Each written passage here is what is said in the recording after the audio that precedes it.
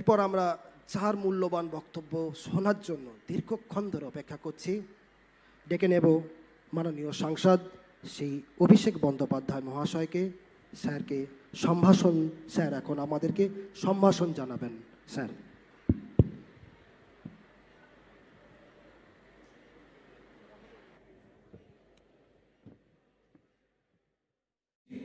সেই স্বপ্ন আজকে 2024 সালের 19শে ফেব্রুয়ারি বাস্তবায়িত হতে চলেছে।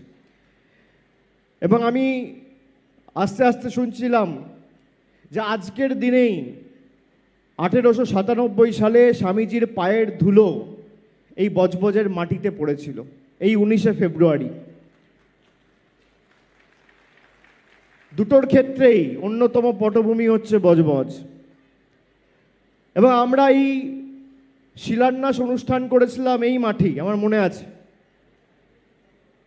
2020 সালের, না 2020 না, 2019 সালের 18ই ফেব্রুয়ারি।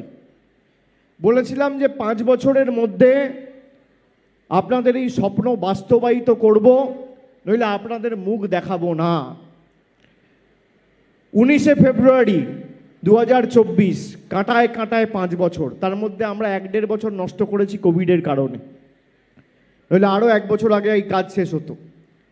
কাজ শুরু হয়েছে অক্টোবর মাসে 2020 সালে। 3 বছর 3 মাসের মধ্যে প্রায় 56 কোটি টাকা ব্যয় করে, যার মধ্যে নির্মাণের জন্য লেগেছে প্রায় 19-19.5 কোটি টাকা। আর 70টি দোকান ছিল, সব অংশীদার মিলিয়ে প্রায় 237 জন, তাদেরকে ক্ষতিপূরণ দেওয়া হয়েছে বাকি আপনার 36-37 কোটি টাকা। সব মিলিয়ে 56 কোটি টাকা খরচা করে 50 বছরের, 5 দশকের দাবি। 1952 সালে প্রথমবার নির্বাচন হয়েছিল, খুব সম্ভবত ভারতের জাতীয় কংগ্রেস এই আসনটি থেকে জয়লাভ করেছিল। তারপর দীর্ঘ